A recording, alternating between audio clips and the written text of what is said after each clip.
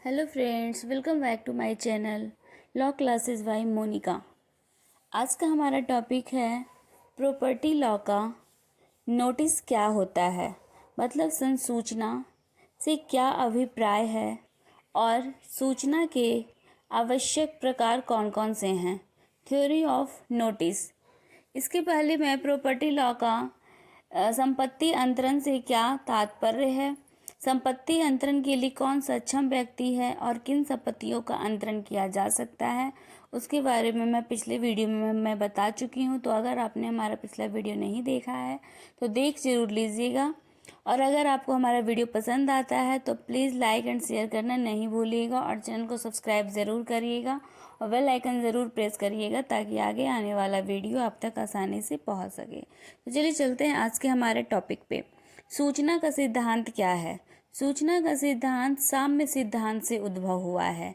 किसी तथ्य की सूचना किसी व्यक्ति को प्राप्त हुई उस समय मानी जाती है जब वह उस तथ्य को वस्तुतः जान ले, या जब किसी तलाशी या साधारण खोज द्वारा जान लेता है और वह जानबूझकर उससे अनजान रहता है। वह अपनी इस उपेक्षा के अतिरिक्त उस तथ्य को जान लेता है। यही सूचना का सिद्धांत है। अधिनियम की धारा 3 में बताया गया है कि किसी तथ्य की किसी व्यक्ति को सूचना यह कहा जाता है कि जब वास्तव में यह उस तथ्य को जान जाता है, अथवा यदि ऐसी जांच या तलाश जो उसे करनी चाहिए थी करने से जानबूझकर प्रवृत्त न रहता या घोर उपेक्षा न करता तो जान लेता है। सूचना का सिद्धांत को धारा 3 में बताया गया है। सूचना का सिद्धांत का उद्भव साम्य सिद्धांत से हुआ है। इसमें कहा गया है कि किसी तथ्य की सूचना किसी व्यक्ति को प्राप्त हुई उस समय मानी जाती है जब वह उस तथ्य को वस्तुतः जान लेता है।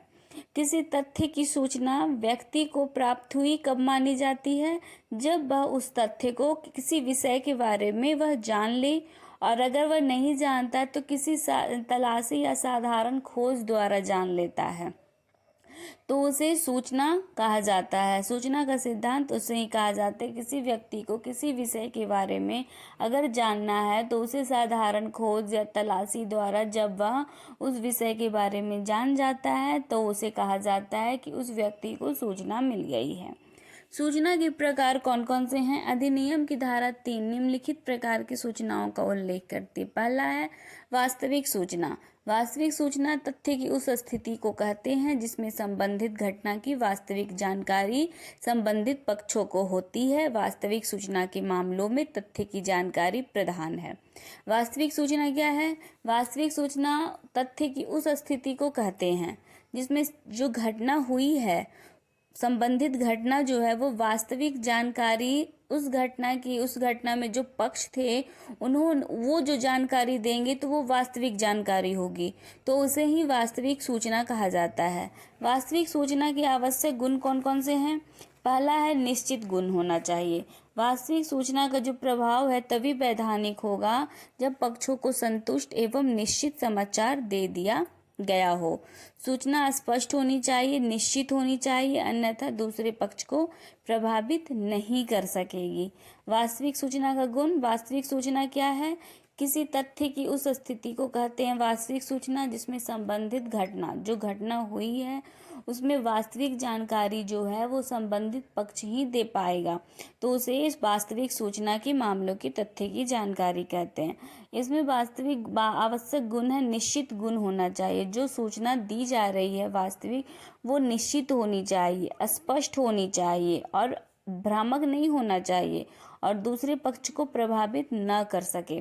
दूसरा है निश्चित ज्ञान होनी चाहिए। किसी ऐसे दूसरे व्यक्ति द्वारा कराया जाना चाहिए जो संपत्ति में स्वयं हित रखता हो। किसी अपरिचित व्यक्ति द्वारा किसी तथ्य के विषय में प्राप्त सूचना वास्तविक सूचना नहीं होती है। वास्तविक सूचना के लिए आवश्यक है कि संपत्ति संबंधित व्यक्ति ही उसकी सूचना दे। तीसरा है ज्ञान जो है वो उसी संव्यवहार में ही मिलनी चाहिए। वर्तमान संबंधित करार के पूर्व उन्हीं पक्षों के मध्य उसी संपत्ति के विषय में ज्ञान का आदान प्रदान वर्तमान सूचना करार हेतु मान्य सूचना नहीं हो सकती। सूचना एवं अंतरण दोनों एक ही संव्यवहार होने चाहिए। वास्तविक सूचना क्या था? सूचना के प्रकार पूछ लेता है तो वास्तविक सूचना। दूसरा है रचनात्मक सूचना। वास्तविक सूचना के गुण निश्चित होना, निश्चित ज्ञान। मतलब वास्तविक सूचना क्या है कि किसी कोई घटना हुई है तो उस घटना में जो पक्ष होते हैं वही वास्तविक जानकारी देंगे कि उस घटना में क्या क्या हुआ था। तो उसमें जो गुण होते हैं वो क्या होता है? निश्चित ज्ञान, मतलब स्पष्ट होना चाहिए, निश्चित होना चाहिए। दूसरा था कि निश्चित ज्ञान किसी ऐसे व्यक्ति द्वारा कराया जाना चाहिए जो संपत्ति में स्वयं हित रखता हो। किसी अनजान, किसी अपरिचित व्यक्ति द्वारा तथ्य के विषय में प्राप्त जो सूचना होती है वो सूचना वास्तविक नहीं होती है। जो ये सूचना दी गई है, ज्ञान जो है वो उसी संव्यवहार से ही मिलनी चाहिए। दूसरा है रचनात्मक सूचना। रचनात्मक सूचना तथ्य की उस स्थिति को कहते हैं जिसमें संबंधित पक्ष को तथ्य का प्रत्यक्ष ज्ञान तो होता नहीं है, लेकिन वह ऐसी स्थिति में अवश्य होता है कि यदि वह अपने सामान्य ज्ञान का प्रयोग करे तो वह यथासंभव उस तथ्य के विषय में पूर्ण जानकारी प्राप्त कर सकता है। वास्तविक सूचना में क्या? संबंधित तथ्यों के विषय में संबंधित पक्ष को वास्तविक जानकारी होती है, लेकिन रचनात्मक सूचना में क्या होता है? मतलब पक्ष जो है उस तथ्य का प्रत्यक्ष ज्ञान नहीं होता, पूरी तरह से नहीं जानता है, लेकिन वह ऐसी स्थिति में होता है कि वह अपने सामान्य ज्ञान का प्रयोग, अपनी बुद्धि लगाकर वह उस तथ्य के उस विषय में पूर्ण जानकारी प्राप्त कर सकता है। रचनात्मक सूचना के प्रकार है स्वेच्छापूर्ण अवहेलना से सूचना। स्वेच्छापूर्ण अवहेलना करना, इसके अंतर्गत ऐसी जांच या तलाशी से विरत रहना जिससे यह स्पष्ट हो कि उस व्यक्ति द्वारा एक विशिष्ट संव्यवहार से संबंधित तथ्यों की जानकारी नहीं की गई है और उसने उसकी स्वेच्छापूर्ण अवहेलना की, अन्यथा वह उसकी जानकारी कर लेता। रचनात्मक सूचना में यही था कि जो पक्ष होते हैं उसे प्रत्यक्ष ज्ञान तो नहीं होता है उस तथ्य के बारे में, लेकिन वह ऐसी स्थिति में होता है कि वह अपने सामान्य ज्ञान का या सामान्य बुद्धि का प्रयोग करके उस तथ्य के बारे में जान लेता है। रचनात्मक सूचना के प्रकार है स्वेच्छापूर्ण, मतलब अपनी स्वेच्छा से उस सूचना को जानबूझकर अवहेलना कर दिया। इसके अंतर्गत क्या होता है? ऐसी जांच या तलाशी से विरत रह जाता है जिससे यह स्पष्ट हो जाता है कि उस व्यक्ति द्वारा एक विशिष्ट संव्यवहार से संबंधित तथ्यों की जानकारी नहीं की गई और उसने उसकी स्वेच्छापूर्ण अवहेलना की। मतलब तथ्य के बारे में जानता था लेकिन उसकी तलाशी या जांच नहीं किया, तो मतलब उसकी स्वेच्छापूर्ण उसे ठुकरा दिया, मतलब इनकार कर दिया। दूसरा है घोर उपेक्षा। घोर उपेक्षा मतलब कहा जा सकता है कि देखभाल में कमी करना। घोर उपेक्षा से अभिप्राय केवल असावधानी नहीं है बल्कि ऐसी उत्तेजना युक्त उपेक्षा है जिसमें उस अनिवार्य खतरे से बचने के लिए मानसिक उदासीनता व्यक्त होती है। घोर उपेक्षा मतलब व्यक्ति जान रहा है कि यह खतरा होने वाला है, लेकिन वो बहुत एक्साइटेड हो जाता है कि हम तो जानते ही हैं ये कुछ होगा ही नहीं। तो ऐसे में क्या होता है? घोर उपेक्षा उसने कर दिया, उस तथ्य के बारे में जानते हुए उसने घोर उपेक्षा करके उसे इग्नोर कर दिया।